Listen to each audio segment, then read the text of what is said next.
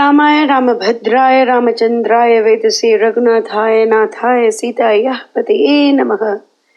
Balakan, chapter number 63, Visvamitra and Menakha. The recital is now. It was over the long and severe tapas, and unto Visvamitra, fresh from his bath, came the immortals, every one of them, desirous that he should reap the fruits of his long and arduous labors. Then spake the four-faced one, his divine glory brightening the bright space around. Hail to thee, so rang the accents sweet, a Rishi art thou, and well dost thou deserve the rank thy holy tapas has gained for thee. And with that he went back to his bright world, but Visvamitra's heart was heavy yet, and he resumed his untiring labors.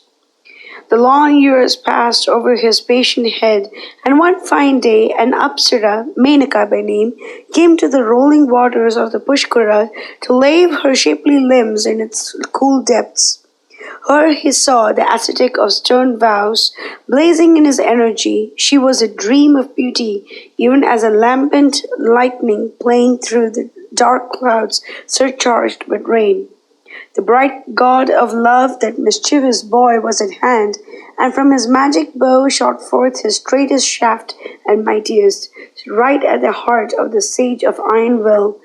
And as if in response there burst forth, all unknown to himself, the hot cry of burning passion, fierce and consuming and not to be denied. Welcome, thrice welcome, thou fairest maid in heaven or earth. Dwell thou with me and be my love. Faint am I with passion and my wits reft. Let me but look into the dark depths of thine eyes and lose myself in a dream of bliss.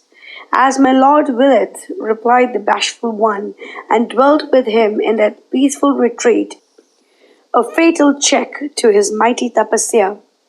Bright summers 5 and 5 flew over the heads of the happy pair in a sweet dream of blissful love, and Visvamitra woke up from it one woeful day, pitiful shame in his looks and dull grief gnawing at his heart.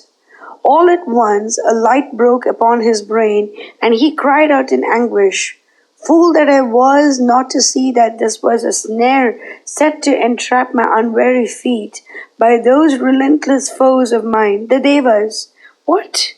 10 years by mortal count, and to my blinded eyes it seemed but a day and a night. I have to thank myself and my blind passion for this cursed obstacle that has nipped my hopes in the bud." Burning sighs broke from his noble heart, and cruel repentance dug its brazen claws therein. Looking up, he saw her before him, the unwilling partner of his ruin, the golden-hued Menakha, trembling in affright, her flower-soft hands raised to him in mute appeal for pardon. The sight filled his heart with sweet pity.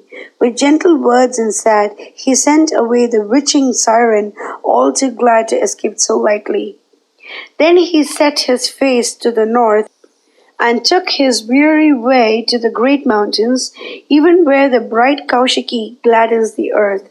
And having made a mighty resolve to win or die in the attempt, he engaged himself in a long course of stern observances. 1,000 years went by, and the bright gods quaked in awe to see him there, grim and stern, his heart set out on his mighty quest. Swift coursed they, and the holy sages along with them, to the heavens of Brahma. "Let this terrible man be pacified," they implored, "with the gift of high rank of a Maharishi."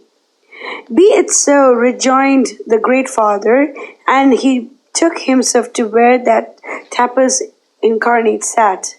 "Fair son," so came forth the accents sweet, "all hail, a Maharishi thou! Well pleased am I with thy intense tapas, and willingly do I confer on thee the highest rank among the sages of the earth." But Visvamitra, his calm heart in no way ruffled with grief or joy, returned answer meet to the omnipotent one. "Then am I," cried he with hands of joint prayer the while, "beyond all doubt the proud controller of the rebellious senses, inasmuch as my Lord has designed to speak of me as having won by holy deeds all mine own the high preeminence of a Maharishi.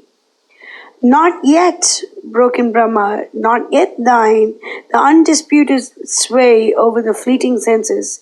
Long lies a road before thee, and steep ere thou attain that dizzy eminence.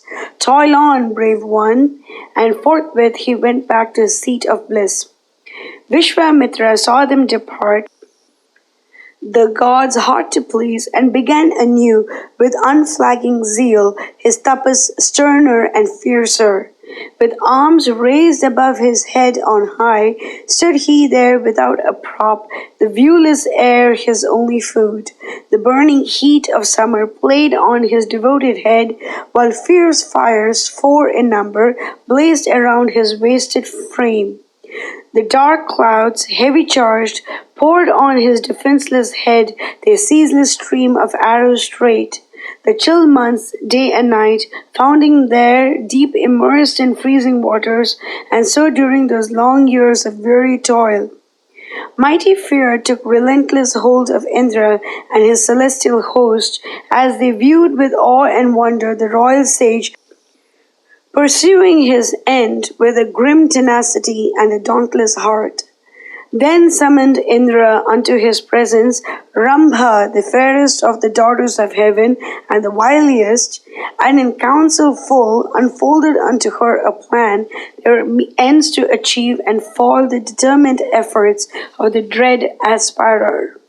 Mangalam Kaushalendraya Mahaniya Gunapti Chakravarti Dhanurjaya Sarvabhaumaya Mangalam.